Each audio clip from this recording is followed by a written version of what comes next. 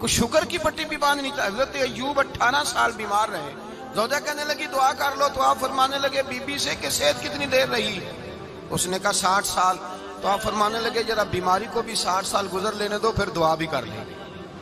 ये दुआ की अल्लाह, ये लफ्ज कहे अल्लाह ने सेहत दे दी, तंदुरुस्ती आ गई। एक दिन घर में बैठे बैठे ज़ौजा कहने लगी कि अय्यूब ये बताओ दुख अच्छे के सुख?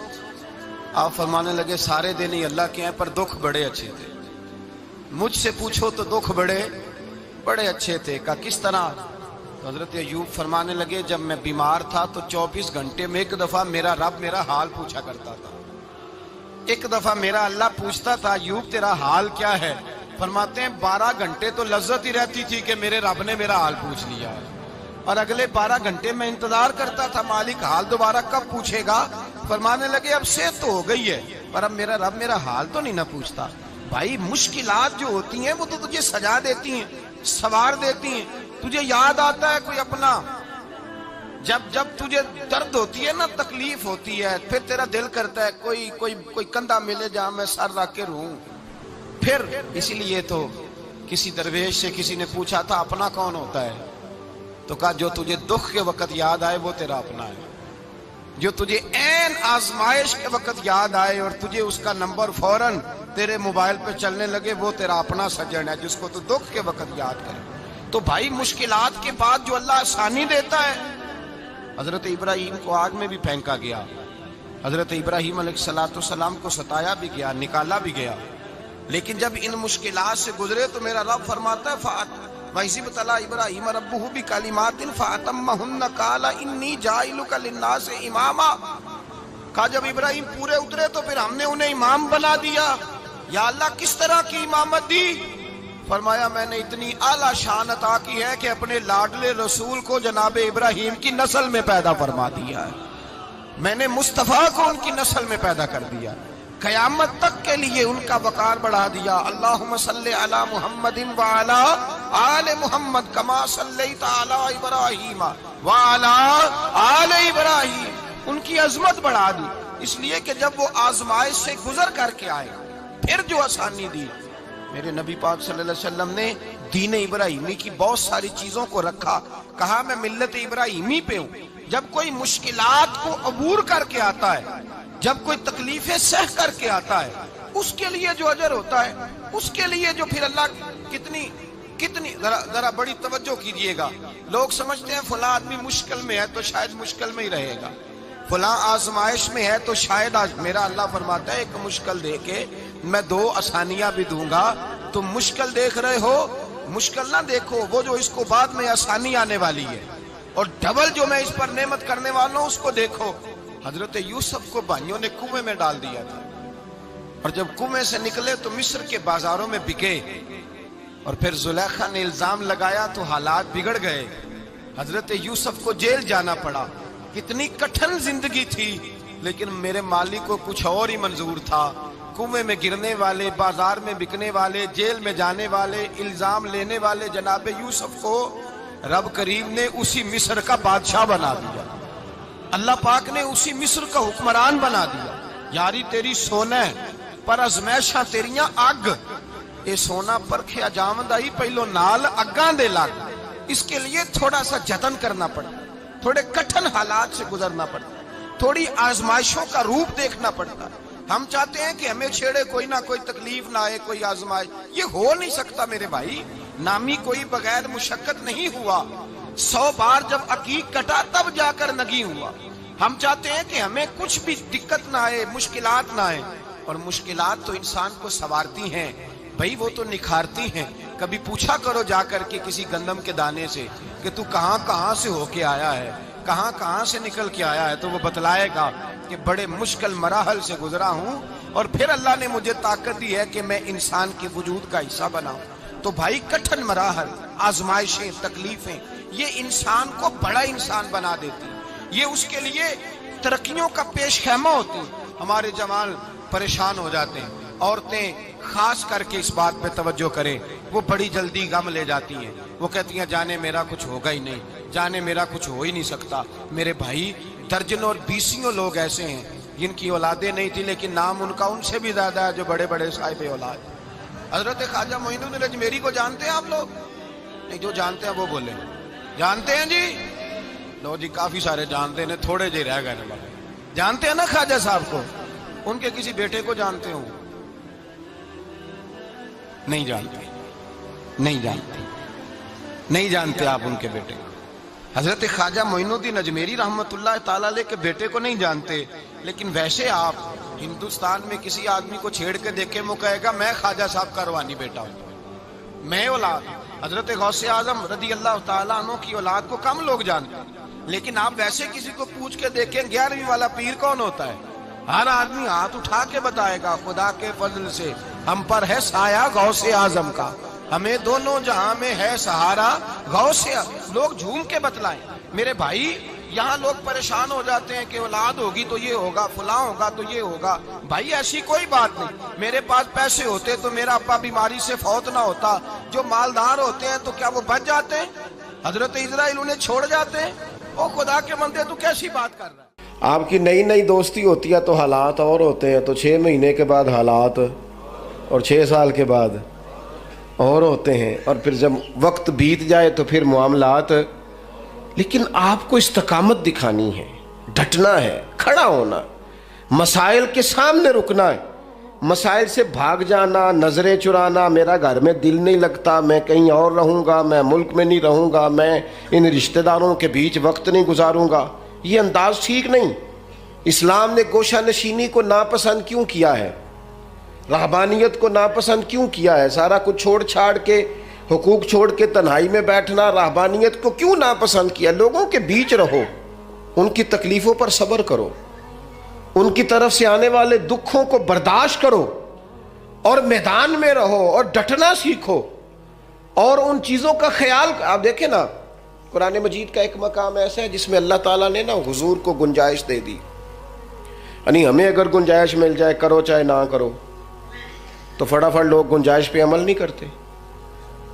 بھائی نفل چاہے بیٹھ کے پڑھ لو، چاہے بیٹھ کے پڑھنا تھا نا تو سارے بیٹھ کے ہی پڑھتے ہیں، اللہ ماشاء اللہ تھوڑوں کو چھوڑ کے۔ مسواک نہ ملے تو چلو انگلی استعمال کر لو، مسواک نہ ہو تو اب کیا ہوتا ہے؟ زیادہ تر انگلی استعمال کر لیتے ہیں۔ ہم گنجائش پہ جلدی عمل کرتے ہیں، لیکن حضرت عائشہ صدیقہ رضی اللہ تعالیٰ عنہ فرماتی ہیں کہ اگر امت کے حق میں احکام لینے کی باری آتی تھی تو حضور آسانی کو پسند کرتے تھے۔ آپ کی توجہ ہے میری بات پر؟ لیکن جو اپنا معاملہ تھا نا حضور کا اپنا، اس میں جو استقامت کا حسن تھا وہ بڑا دیدنی ہے۔ اللہ تعالیٰ نے نا نبی پاک علیہ الصلوۃ والسلام کو فرما دیا کہ ان الذین کفروا سواء علیہم اانذرتہم ام لم تنذرہم لا یؤمنون۔ میری طرف دیکھ رہے ہیں آپ؟ فرمایا محبوب بے شک جن کی قسمت میں کفر ہے، آپ انہیں ڈرائیں یا نہ ڈرائیں وہ ایمان نہیں لائیں گے، ان پر برابر ہے۔ آپ انہیں ڈرائیں چاہے یہ وہ لوگ ہیں جنہوں نے اتنا کفر کیا ہے کہ اب اللہ نے ان کے دلوں پر مہر لگا دی ہے۔ اب آپ ڈرائیں نہ ڈرائیں سواء علیہم، ان پر برابر ہے۔ صحابہ نے حضور سے پوچھا یا رسول اللہ، آپ کو اللہ تعالیٰ نے کہہ دیا ہے کہ یہ جو پکے کافر ہیں نا، جن کی قسمت میں کفر ہے، جنہوں نے اپنے حق میں موریں لگوا لی ہیں، ابو جہل ہے، ابو لہب ہے، آپ کو اجازت ہے ان کو ڈرائیں چاہے؟ تو حضور کیا کرنا ہے؟ تو نبی کریم علیہ الصلوۃ والسلام نے پتہ کیا فرمایا؟ فرمایا مجھے میرے رب نے روکا نہیں، اور کہا ہے سواء علیہم، ان پر برابر ہے، مجھے ڈرانے کا اجر ملے گا، لہذا میں انہیں ڈراتا ہی رہوں گا۔ حضور پیغام حق دیتے ہی رہے، نبی پاک علیہ السلام پیغام دین دیتے ہی رہے، اور حضور نے پہلے دن جو نعرہ لگایا تھا نا، دین میں آ جاؤ، وہی نبی پاک علیہ السلام کا نعرہ ہمیشہ موجود رہا۔ حضور نے صحابہ سے فرمایا کہ جب تم میدان میں چلے جاؤ، جنگ میں آمنا سامنا بھی ہو جائے، صف بندی بھی ہو جائے، تلواریں نیام سے باہر بھی نکل آئیں، پھر بھی پہلے لوگوں کو دعوت دین دینا۔ اگر کلمہ پڑھ لیں تو پھر ہمارا ان کے ساتھ کوئی جھگڑا، ادھر دیکھیں جی، پھر ہمارا ان سے کوئی جھگڑا۔ اپنی زندگی میں استقامت پیدا کریں، مضبوط رہیں۔ ہمارے بچے نوجوان ایک کام شروع کرتے ہیں، 6 ماہ کے بعد دوسرا شروع کر لیتے ہیں، پھر اگلے 6 ماہ کے بعد ان کا پروگرام کوئی اور بن جاتا ہے. پھر 2 سال گزرتے ہیں تو کہتے ہیں میں اتنے کام ہی نہیں کرنا, میں باہر جانا. او بھائی تو کہیں ٹھہر تو صحیح. اگر بندہ استقامت سے کرے نا, میرے ابا جی کہا کرتے تھے وہ وٹا بھی کلے پیار ہوئے تو پارا ہو جاتا ہے. اور شرط یہ ہے کہ کہیں ٹھہرے تو صحیح نا, اس کے ساتھ بھی مٹی آ کے تھوڑی تھوڑی لگ جاتی. زندگی میں استقامت ایک سبب. دوسری بات یہ, استقامت کس کو نصیب ہوتی ہے؟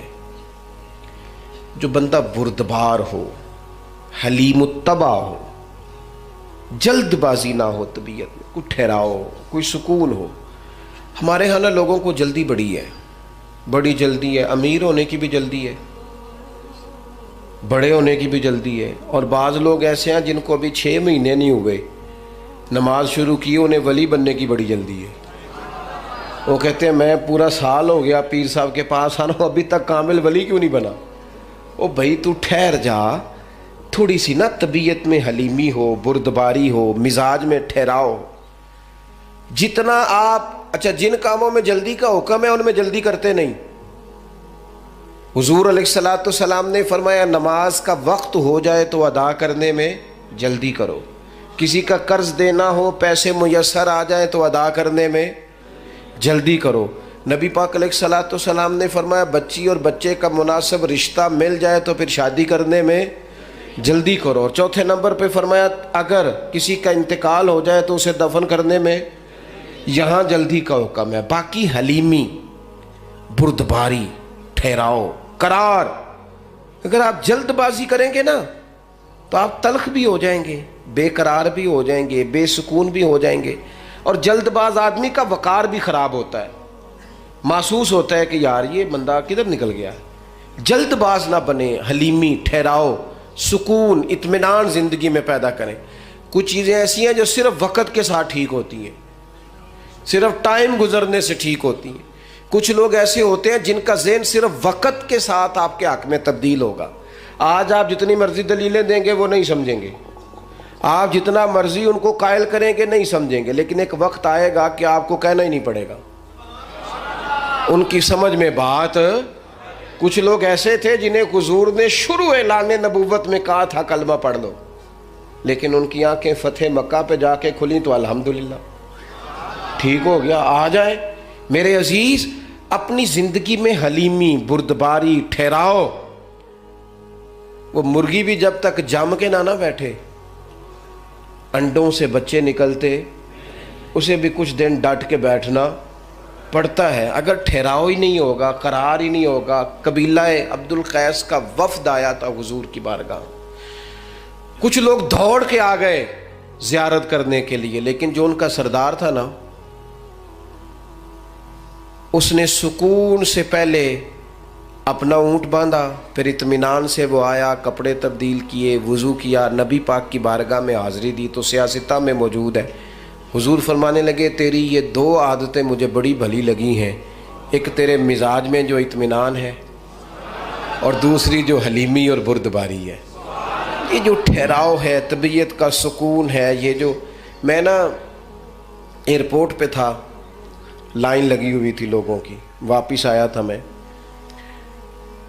تو مجھے دیکھ کے نا وہ جو امیگریشن کے لوگ ہوتے ہیں ایئرپورٹ پہ, وہ مجھے کہنے لگے پیر صاحب تسی اگے آ جاؤ. اب ظاہر ہے چلیں دین کی برکت ہے, کچھ لوگ جانتے ہیں کہ آپ آگے آ جائیں. میں نے ان سے کہا آپ کا شکریہ, لیکن میں جہاں کھڑا ہوں ٹھیک ہوں,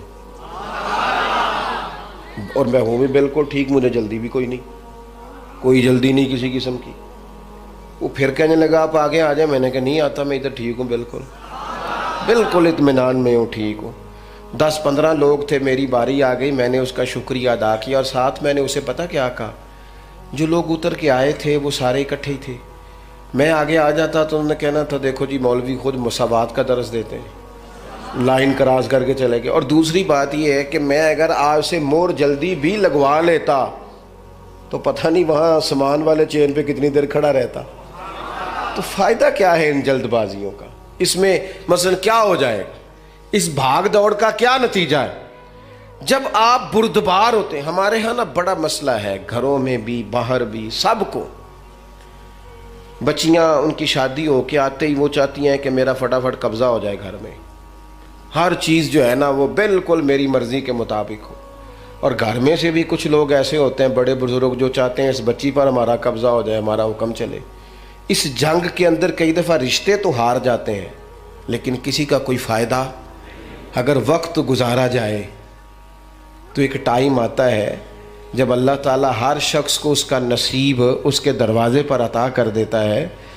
حلیمی، ٹھہراؤ، حوصلہ، یعنی آپ کسی دشمن سے تابڑ تو گفتگو بھی کریں گے نا تو کئی دفعہ وہ تو جس طرح کا ہوگا آپ کا بھی وقار خراب ہو جائے گا۔ حضور فرماتے ہیں کچھ لوگوں کو اللہ قیامت میں بغیر حساب کتاب جنت میں داخل کرے گا، فرشتے پوچھیں گے پل صراط سے ہوا ہے، وہ کہیں گے دیکھی نہیں۔ میزان عمل تلوائے، وہ کہیں گے دیکھا ہی نہیں۔ کیسے آ گئے؟ تو کہیں گے خدا کے فضل سے آ گئے۔ فرشتے پوچھیں گے تمہارا عمل کیا تھا؟ وہ کہیں گے کچھ بھی نہیں، عام لوگوں کی طرح نماز پڑھتے تھے، روزہ رکھتے تھے، حج فرض ہوا تو کیا، زکوٰۃ اگر ہمارے اوپر لاگو ہوئی تو دی، عام روٹین کے معاملات۔ تو فرمائے اتنی بڑی فضیلت کے بغیر حساب کتاب جنت، کوئی تو وجہ ہوگی۔ تو بندے عرض کریں گے وجہ ایک ہی تھی کہ رب جو ہمارے حق میں فیصلہ کرتا تھا ہم اس پر راضی ہو جایا کرتے۔ علامہ اقبال نے ایک بات لکھی ہے، اقبال کہتے ہیں جب میں لندن میں وکالت کرتا تھا تو ایک خاتون تھی، لیڈی بارنس اس کا نام تھا، چھوٹے موٹے مقدمات لے کے وہ میرے پاس آتی تھی۔ بی بی ایک ہوٹل چلایا کرتی تھی، اس کا خامن جو تھا وہ فوج میں ملازم تھا۔ اقبال نے خود لکھا ہے، اقبال فرماتے ہیں کہ ایک دن وہ خاتون پھر کسی کیس کے سلسلے میں میرے پاس آئی، تو جب وہ آئی تو اس نے نقاب اوڑھا ہوا تھا، برقع کیا ہوا تھا۔ تو چونکہ اس نے نقاب اوڑھا تھا مسلمانوں کی نشانی تھی، نقاب اوڑھنا کن کی نشانی ہے؟ اللہ آپ کو خوش رکھے۔ تو کہتے ہیں وہ نشانی چونکہ اہل اسلام کی تھی تو مجھے تجسس ہوا۔ میں نے کہا لیڈی خیریت ہے؟ میم صاحبہ یہ برقع پہنا ہوا ہے؟ تو کہنے لگی ہنس کے اقبال مجھے پکا یقین تھا کہ آپ ضرور پوچھیں گے۔ تو میں نے کہا اچھا تو یہ برقع؟ تو کہنے لگی الحمدللہ میں مسلمان ہو گئی۔ تو میں نے فوراً کہا کہ آپ کا شوہر تو فوج میں ملازم ہے، فوجی کے لیے بدلنا اور پھر ملکی قانون اور یہ چیزیں۔ تو کہنے لگی اس نے مجھے کیا کہنا تھا، وہ خود کلمہ پڑھ گیا۔ تو کہتی ہیں میں اور متجسس ہوا، وہ کیس کی بات کرتی تو میرا تجسس بڑھ گیا۔ میں نے کہا تو کیس چھوڑ کے بتا کلمہ کیسے پڑھا؟ تو کہنے لگی اقبال اصل بات یہ ہے کہ میں نا بے اولاد تھی، خاوند بھی بڑے اچھے پیسے کماتا، میں خود بھی ہوٹل چلاتی، پر ڈپریشن اور ٹینشن اور بلا وجہ کی پریشانیاں جان نہیں چھوڑ۔ یہ ٹینشن اور ڈپریشن کا نا مجھے عربی ترجمہ کوئی نہیں ملا۔ یہ ڈپریشن اور ٹینشن کا نا میں نے تلاش کیا ہے لیکن مجھے عربی لغت کے اندر ان کے معنی مجھے لگتا ہے کہ اس زمانے میں یہ چیزیں تھی ہی نہیں، ہوتی تو ان کا کوئی نام بھی، یہ آج ہے نا تو اس لیے آج کے زمانے میں ہی نام ہے، مفت کا، مفت کی پریشانی۔ تو کہتی ہے مجھے ٹینشن اور ڈپریشن رہتی تھی ہر وقت، بڑی میں پریشان رہتی تھی۔ میرے ساتھ ایک عجیب واقعہ ہوا کہ میرے ہوٹل میں نا ایک بابا جی برتن مانجتے تھے، بوڑھے آدمی تھے، 70 سال کے قریب عمر تھی۔ ان کا ایک بیٹا تھا، ایک بہو تھی، ایک پوتا تھا، لیکن وہ بیچارے بیٹا بیمار رہتا تھا تو لہٰذا وہ خود مزدوری کرتے۔ کہتی ہیں ایک دن وہ بابا جی میرے پاس آئے، کہنے لگے میم صاحبہ 2-4 دن کی چھٹی چاہیے۔ تو میں نے کہا خیریت ہے؟ کہنے لگے میڈم میرا بیٹا فوت ہو گیا۔ بیٹا، آپ کو پتہ ہے باپ کا جنازہ پڑھنا آسان ہے، بیٹے کا جنازہ اٹھانا بڑا مشکل کام۔ کہتی ہے میں کچھ لکھ رہی تھی، میرے ہاتھ سے قلم گر گیا، میں نے خود گاڑی بھیجی، بابا جی گاؤں چلے گئے جہاں وہ رہتے تھے۔ کہتی 2-3 دن کے بعد میں اور میرا شوہر گئے تو رستے میں ہم باتیں کر رہے تھے کہ کیا تعزیت کریں گے، ایک ہی بیٹا تھا، کوئی رشتہ دار بھی نہیں، تو اس کی تو کائنات اجڑ گئی، کن لفظوں سے اسے تعزیت کیا کہیں گے۔ کہتے جب ہم گئے تو وہ ٹوٹی ہوئی چٹائی پہ بیٹھا تھا، کچھ لوگ قریب تھے، ہم نے جا کے کہا بابا آپ مسلمان ہیں، ہم آپ کو کیا نصیحت کریں، ایک ہی بیٹا تھا، کہ کس طرح کر کے ہم آپ کو تسلی دیں۔ تو کہتے ہیں اس نے آنکھیں کھولی، بوڑھی آنکھوں میں ایمان کی روشنی، کہنے لگا بی بی کیا تعزیت کی بات کرتی ہو، میں نے کوئی پیسے جمع کرا کے بیٹا لیا تھا، خدا نے فضل سے دیا تھا، عدل سے لے گیا ہے۔ میں اپنے رب کے فیصلوں میں بڑا راضی ہوں، اللہ بڑا کریم ہے، وہ لے گیا، اس کا مال تھا۔ آپ یقین کریں ہمارے دیہاتی لوگ یہ کہا کرتے تھے، میں نے کانوں سے سنا ہے، ایک بوڑھے آدمی کا ایک دفعہ بیٹا فوت ہو گیا تو کسی نے اس سے کہا بابا چھوٹی عمر میں بچہ چلا گیا، تو مجھے لفظ نہیں بھولتے، کہنے لگے پتر اللہ دی فصل ہے، کچی وڈے تاویں ہو دی ہے۔ سنے آپ نے بھی کبھی یہ فکرہ، کچی وڈے تے پکی لے جائے تے تاویں ہے جو ہو دی، تو جب اس کا جی چاہا وہ لے گیا۔ اللہ اکبر۔ وہ خاتون کہتی ہے کہ وہ بابا جی سے میں نے کہا کہ چلو آپ 1 مہینے کی چھٹی کر لے، تو کہنے لگا نہیں میڈم میں مسلمان ہوں، مفت کی روٹی نہیں کھاتا، مزدوری کر کے کھاتا ہوں، میں انشاءاللہ 2-3 دن کے بعد کام پہ آ جاؤں گا۔ کہتے ہیں وہ چند دنوں کے بعد آ گیا، اللہ کی قدرت کے ابھی 2-3 ماہ گزرے تھے پھر آیا، میڈم چھٹی چاہیے کچھ دنوں کی، میں نے کہا خیریت ہے، کہنے لگے وہ میری بہو بھی ہارٹ اٹیک سے فوت ہو گئی۔ کہتے اب میں بھی تڑپ گئی اور عیسائی ہو کہ میری آنکھوں میں آنسو آ گئے۔ میں نے کہا گھر کا دروازہ بند ہو گیا، اب یہ بیچارہ کیا کرے گا؟ وہ اپنے شوہر کے غم میں ہارٹ اٹیک سے فوت ہو گئی۔ کہتے ہم پھر 2-3 دن کے بعد تعزیت کے لیے گئے، پھر ٹوٹی ہوئی چٹائی، بوڑھا نہ اپنی انگلیوں سے زمین پر کچھ بنا رہا۔ کہتی قریب گئی اور میں نے جا کے کہا بابا اب تو تسلی آپ نے خود ہی کرنی ہے، جو نظام تھا وہ تو ہو گیا۔ تو کہتے ہیں پھر اس نے آنکھیں کھولی، آسمان کی طرف دیکھا تو کہنے لگا بیٹی کوئی پریشانی نہیں، میرا بیٹا بغیر شادی کے بھی تو فوت ہو ہی سکتا تھا نا، بس میرے مالک نے جب چاہا جیسے چاہ ہوا، میں انشاءاللہ 2-4 دن کے بعد کام پہ آؤں گا، یہ میرا 3-4-5 سال کا پوتا ہے، ابھی اسکول داخل ہوا ہے، میں ساتھ لے آؤں گا، وہاں میرے ساتھ اوپر کوارٹر میں جہاں میں رہتا ہوں یہ بھی رہے گا۔ کہتی ہے میں سختے میں آ گئی اس کی کیفیت دیکھ کے، وہ پوتے کو ساتھ لے آیا۔ کبھی کبھی میں دیکھتی چھت پہ کھڑے ہو کے کہ دادا گھوڑا بنا ہوا ہے اور پوتا سواری کر رہا ہے، وہ سویرے اٹھتا اس کو سکول چھوڑ کے آتا، شام کو لے کے آتا، پیار کرتا، محبت کرتا۔ تیسری منزل پر ہم نے ایک کوارٹر دیا ہوا تھا، وہاں دادا پوتا رہتے۔ اللہ تو بڑا بے نیاز ہے۔ کہتی ہے اقبال ایک دن نا پوتا اوپر والی منزل پہ کھیل رہا تھا، اس کا پیر پھسلا، وہ گردن کے بل زمین پہ گرا، مجھے خبر ہوئی تو میں دوڑی، ایمبولینس منگائی، خون سے لتھڑے ہوئے اس بچے کو دادے نے اپنی گود میں رکھا، اور جب ہم ہسپتال کی طرف گئے تو ہاسپٹل بعد میں آیا، جناب اسرائیل پہلے آ گئے اور کہتے ہیں وہ گود میں دم توڑ گیا۔ پھر دادے نے اسے اپنے ہاتھوں سے غسل دیا، پھر اس نے اپنے بوڑھے ہاتھوں سے قبر کھودی اور پھر مٹی ڈال کے کہنے لگا اِنَّ لِلَّهِ وَإِنَّا إِلَيْهِ رَاجِعُونَ، جے سونا ہی میرے دکھ وچ راضی، جے سونا ہی میرے دکھ وچ راضی۔ پھر سکھ نو چلے ڈاما۔ کہتے ہیں وہ مٹی ڈالی اس نے، اور جب وہ واپس پلٹا تو میں بازو سے تھام کے ہوٹل قریب لائی، اور میں نے اس کے قریب کہا کہ بابا تو ٹوٹ گیا ہے، تو بکھر گیا ہے، مجھے محسوس ہوتا ہے کہ اب نہ تیری راتیں اور تیری صبحیں اور تیری شامیں غموں میں گزریں گی۔ تو کہتے ہیں یوں اس نے ہاتھ رکھے اور یوں آنسو چھٹک دیے۔ کہنے لگا میڈم کیوں میرے اندر کوئی عقیدہ نہیں، میں کوئی لوارث ہوں، میرا کوئی رب نہیں، میں کیوں پریشان رہوں گا، میں تو پکا ہوا پھل ہوں، تھوڑے دن گزریں گے قبر میں جاؤں گا، اور جب جنت میں جاؤں گا تو اللہ میری بیٹے سے بھی ملاقات کرائے گا، میرے پوتے سے بھی ملاقات کرائے گا، میرا رب ساری ملاقاتیں کرا دے گا، میں اپنے اللہ کی رضا پہ بڑا راضی ہوں۔ وہ خاتون کہتی ہے میرا اور میرے شوہر کا کلیجہ پھٹنے لگا۔ میں نے کہا بابا یہ جذبہ کہاں سے ملتا ہے، یہ سکون کہاں سے آتا ہے، یہ کیفیت کیسے ملتی ہے؟ مجھے کہنے لگا تو نے لینی ہے؟ میں نے کہا، تو کہنے لگا تو بھی گنبد خضرا والے نبی کا کلمہ پڑھ جا، تو بھی رسول اللہ کا کلمہ پڑھ جا۔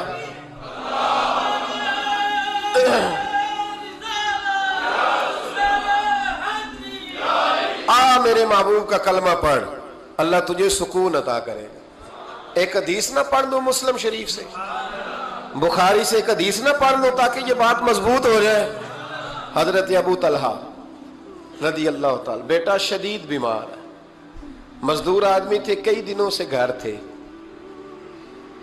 बीवी कहने लगी अगर आप घर में बैठे रहेंगे तो खाएंगे कहाँ से, जाओ आप मजदूरी करो, मैं बेटे को देखती हूँ। अबू तलहा मजदूरी करने चले गए। शाम को आए तो बेटा फौत हो चुका था। औरतें बेहौसला होती है ना अक्सर, पर बीवी ने सफेद कपड़ा डाल के कमरे में रख दिया।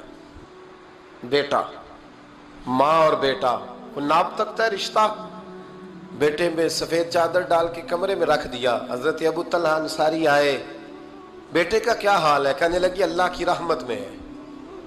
अल्लाह की, कैसा जुमला है, अल्लाह की रहमत में है। खामद ने खाना खाया, बीवी से मिलने को दिल किया तो मुलाकात हुई। फारिग होके बैठे तो खातून उठ के ना खामद के करीब गई, उसका हाथ थामा, कहने लगी नबी करीम अलैहिस्सलाम के सहाबी हो,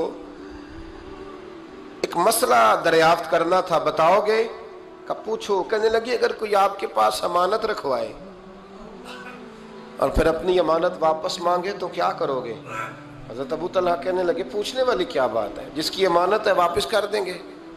अब ज़ौजा रोई, अब सबर वाली बीबी रोई, अब माँ रोई, आंसू टपके, आंचल से पूछ के कहने लगी अबू तलहा वो बेटा भी अल्लाह की अमानत था और रब अपनी अमानत ले गया है, उठो गुस्ल कफन का बंदोबस्त करो। हजरत अबू तलहा उठे, कामते कामते हाथों से गुस्ल कफन दिया, मस्जिद नबी में पहुंचे, महबूब की बारगाह में अर्ज किया तो रसूल करीम फरमाने लगे तेरे और तेरी बीवी के अमल से अल्लाह भी बड़ा राजी है, अल्लाह के रसूल भी बड़े राजी है और अल्लाह तुझे बरकत अता करेगा। सहाबा कहते हैं फिर अल्लाह ने उन्हें 9 बेटे अता फरमाए, फिर अल्लाह ने उन्हें, अल्लाह की रजा पे राजी रहना सीखो, अल्लाह के करीब चले जाओगे, अल्लाह की रजा पे। हजरत सुफियान सौरी दुआ मांग रहे थे, या अल्लाह राजी हो जा, या अल्लाह राजी हो जा, या अल्लाह राजी हो जा, दुआ मांग रहे थे। बीबी राबिया बसरी पर्दे के पीछे बैठी थी, जब दुआ लंबी हो गई तो कहने लगी सुफियान बस कर, कोई अगला लफ्ज भी बोल, बस कर। आप फरमाने लगे तुझे क्या हुआ? तो कहने लगी तू कब से कह रहा या अल्लाह राजी हो जा, या अल्लाह राजी हो जा, पहले अपने दिल पे हाथ रख के बता तू अल्लाह से राजी है? तू राजी है अल्लाह से? तू रोज नहीं कहता पैसे नहीं है मेरे पास मुझे दे, तू रोज नहीं कहता या अल्लाह फलानी चीज कोई नहीं दे, ऐ अल्लाह फलां को दे दिया मुझे क्यों नहीं देता माज अल्लाह, तू रोज शिकवे नहीं करता? फरमाया पहले तू तो राजी हो जा। तिरमिजी शरीफ की हदीस है, मेरे नबी करीम अलैहिस्सलाम ने फरमाया तुम अल्लाह के दिए हुए थोड़े रिस्क पे राजी हो जाओ, अल्लाह तुम्हारी थोड़ी इबादत से राजी हो जाए।